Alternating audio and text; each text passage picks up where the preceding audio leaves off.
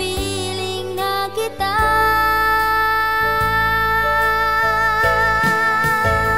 Dahil sa'yo, aking mahal, ang buhay ko ay sumaya nang ikaw ay dumating. Dahil sa'yo, ang mundo ko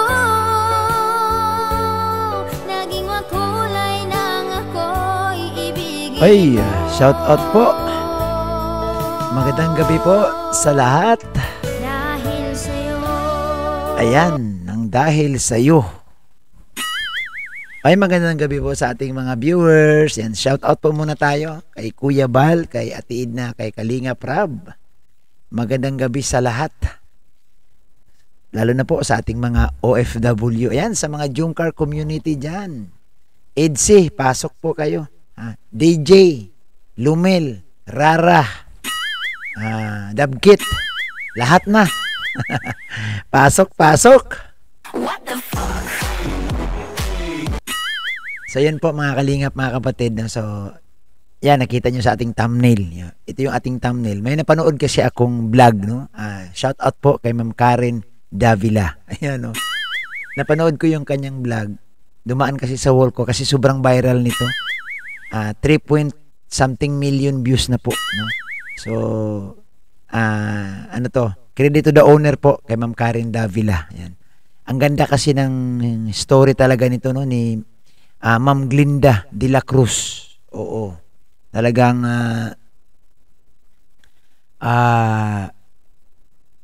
ginamit niya yung kanyang kasipagan, no? Yung kanyang kasipagan ginamit niya para makaahon sa kahirapan. So naisip ko, no, sabi ko, alam mo si Ma'am Glinda de la Cruz, kung panoorin niyo po sa channel ni Ma'am Karen Davila. Mamaya magpipili lang ako ng maiksing video clip, siguro payagan naman tayo ni Ma'am Karen kasi napakabait naman ni Ma'am Karen Davila sa mga small YouTuber. Si Ma'am Karen ho, million na subscriber na ho yan. Pero tagahanga ako dyan, nakasubscribe tayo dyan. So, ang kwento kasi ng buhay ni Ma'am Glinda, parang si Carla din, na nagsisikap dahil sa hirap ng buhay, no? Same din, ito panoorin ninyo ha, itong maiksing ko lang, no, maiksing video na ipaparinig ko sa inyo at pagkatapos ikakwento natin yung buhay din ni Carla, no? So ito po panoorin natin. Yan. Ang buhay ni yan. Ganyan si Ma'am Glinda nung maliit pa siya. So ipaparinig ko lang sa inyo ang maiksing video clips, no? From Ma'am Karen Davila. Suportahan po natin si Ma'am Karen Davila. So ito po, ipi-play po natin. Pakinggan niyo po ha. There's one time may nanligaw sa akin. Oo. Tapos tinanong niya, Glenda, saan bahay mo? Tinuro ko, hindi siya naniwala. Kasi yung bahay namin, as in, para siyang sira-sira na yung bubong, may mga kung ano-ano lang na sako na nakatapal. So di ba, no? Kwento niya nga, mayroong gusto manligaw, gusto makita yung bahay niya, nung itinuro niya yung bahay niya, hindi maniwala kasi siyempre, ang dingding baga sako, ang bubong sako. So, ibig sabihin talaga mga kapatid, mga kalingap, mahirap ang buhay nila. Hindi ka naman siguro magbububong ng sako kung may pera ka. Alangan man lang titiisin mo yung sako, meron ka naman pala pambiling yero. So, kahirapan talagang dahilan. Tuloy natin. Hindi siya maniwala kasi maputi na talaga ako before. So, parang yung kutis ko... Yun. Ang usapan dito ha, maraming dininiwala kasi maputi. Maputi yung kutis niya. Hindi niya inakala na nagbobote lang ako, nangangalakal. So, yun ha, nagbubuti at nangangalakal. Diba? Narinig ninyo? Ito. Magkaiba sila ng takbo ng buhay, no? Pagdating siguro sa bahay, halos the same lang kasi ang bahay naman nila ni Carla, tagpi-tagping plywood din ang dingding. Napakaliit. Kung tutuusin, makita nyo naman siguro yung bahay nila, no? Sa mga viewers, hindi natin pwedeng questionin kasi alam naman siguro yung napakaliit ng bahay nila. At talagang parang isang dipa lang yata ang lapad. Ano ba ang kahalintulad sa sinasabi ko? nagmula sa hirap, no? Si Carla nagtitinda ng puto. Si Ma'am Glinda de la Cruz nagbubuti, nangangalakal, nagbabasura ika nga, sabi niya. Pero alam nyo, ano ang pinagkaisa nila? Anong pinagparehas nila? Kutis. Sila ay mapuputi. No, mapuputi yung kanilang mga kutis. Si Carla ganun din eh. Maputi ang kutis. Oh. Di po ba? So, magkaiba lang talaga sila ng tinahak na trabaho. Pero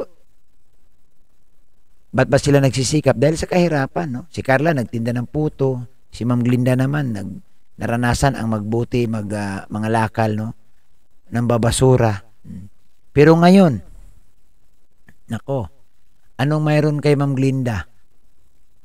Anong mayroon sa kanya? Kita nyo lang siguro sa ating thumbnail, oh. Di ba? Oh. May sariling helicopter na. At the age of 27, bilyonaryo na po. Hindi siya milyonaryo, ha? Billion. Ibig sabihin, pagtungtong niya ng 27 years old, naging bilyonaryo na siya. Bakit, no? Kung inyo pong mapanood, no, sa ano ni Ma'am Karen Davila, ang kanya pong kwento, no, ikukwento ko na lang, no? Dati po nagtitinda siya ng kandila, no, sa Antipolo, kasi ito ho'y taga Antipolo, no, taga Tanay Rizal. At nung bata siya, talagang ano na talaga siya, masipag na siya dahil wala siyang magulang eh, no? Lumaki siya sa lula niya, no? Lumaki siya sa lula niya, wala yung nanay niya, na may ibang pamilya din, at broken family, ika nga. So ang lula ho ang nagtaguyod sa kanya. So si Glinda ho, maaga hong namulat sa buhay. So ang kwento niya nga, no, naranasan niya magbubuti, naranasan niya kung anong trabaho, hanggat sa punto na nagtitinda na siya ng kandila. Sa Antipolo kasi, no, sa simbahan, talaga ang dami nagsisimba dyan. So, isa sa mga attraction niya yung magtitinda ng kandila. One time daw, may huminto sa kanyang sasakyan at binili yung kandila niya lahat. So, nakipagkwentuhan siya. At ang kwento daw nung bumili, negosyante pala yung bumili ng sabon. Negosyante ng sabon. So, ito na si Ma'am Glinda, siyempre, negosyante din ang utak.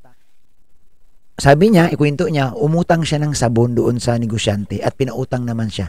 Doon nagsimula ang kanyang tagumpay ng dahil sa sabon. Ginamit ang kaputian, nagiging modelo sa mga, yung pampaputi baga ng sabon. No? So sa ngayon, si Ma'am Glinda ho, nako, magulat ka.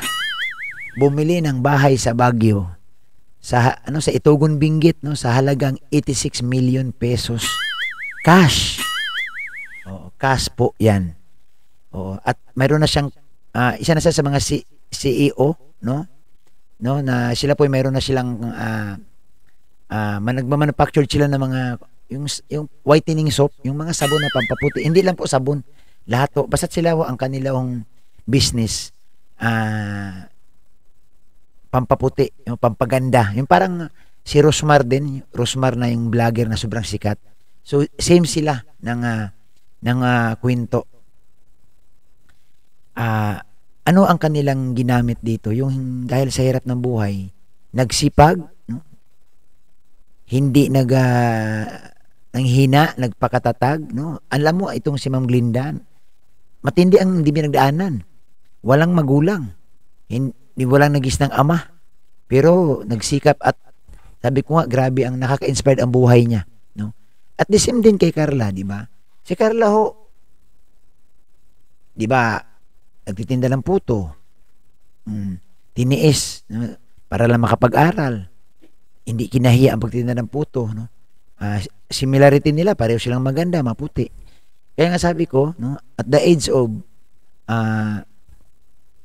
siguro, hindi natin sabihin pero pwedeng sundan ni Carla na pwede rin siyang umasenso talaga, no? Katulad po ni Ma'am Glinda Garcia, ni Ma'am Glinda de la Cruz, no, na ginamit ang sipag, ganda at talino, no?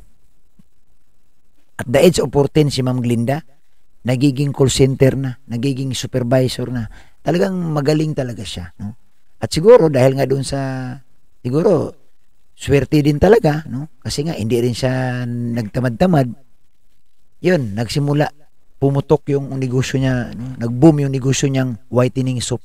Alam niyo naman ang Pilipino, no? Ang hilig talaga yan sa sabon, ang hilig sa pampaputi.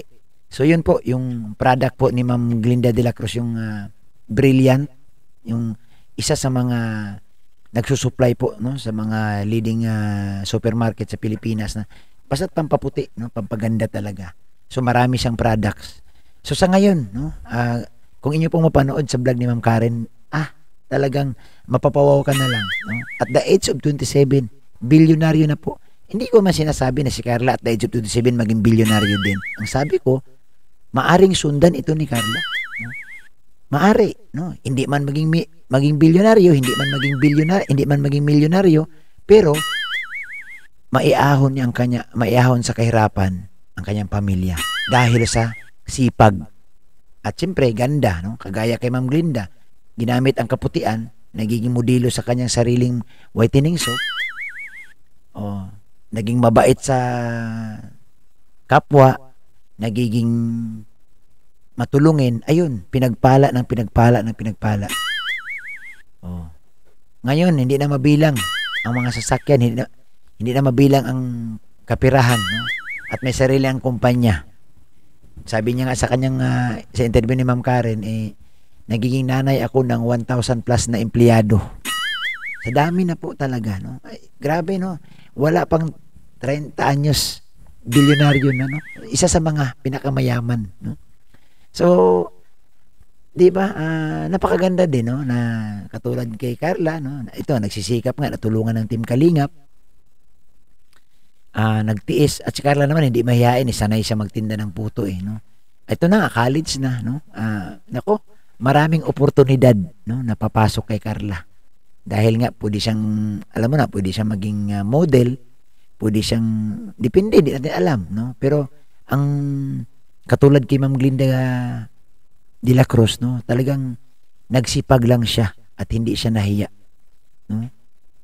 At yun nga, kapansin-pansin yung kutis niya, maputi. Si Carla, ganun din naman, diba? Lalo na ngayon, no? Sabi nga ng ibang mga viewers, si Carla ay Latina beauty. Latina. So, maaari niyang sundan ito, maaari niyang masundan ang yapak, hindi man kasing yaman ni Ma'am Glinda, hindi man, pero ibig sabihin, no, aahon ka doon sa kahirapan na pinagdaanan mo, no? So sa mga gustong manood, no, sa vlog ni Ma'am Karen Davila, ay kaganda. Talagang ang pinanood ko, no, ito kasi yung mga sinusundan ko, yung mga life story ng mga kababayan nating kakaiba ang narating, kung ano na nangyari mula sa basahan na ngayon nagiging milyonaryo na, naging bilyonaryo na sila. So, maganda rin naman, maging inspired din tayo, no? Talagang sa kwento ni Ma'am Glinda, talagang sipag lang, no? Marami din pagsubok, kagaya kay Carla, marami ding trial sa buhay, pero nagiging matatag. At yun nga, naabot na. Become a billionaire at 27. Si Carla, kahit naman hindi siya magbilyonaryo, hindi siya maging milyonaryo, pero aahon siya sa kahirapan kasi nga, masipag, magganda at talino, no, ang gagamitin. So maraming salamat sa ating lahat, mga kalingap, mga kapatid. Ito po ang ating maiksing reaksyon sa araw na ito. Paki-subscribe po ang ating YouTube channel sa hindi pa po nakasubscribe. At syempre po, suportahan natin si Kuya Val, si Ate Edna at si Kalinga Prab sa kanilang mga YouTube channel. Maraming salamat sa lahat ng viewers. Isang mapagpalang gabi sa ating lahat. Tuloy po tayo, ha? Tuloy lang po tayo.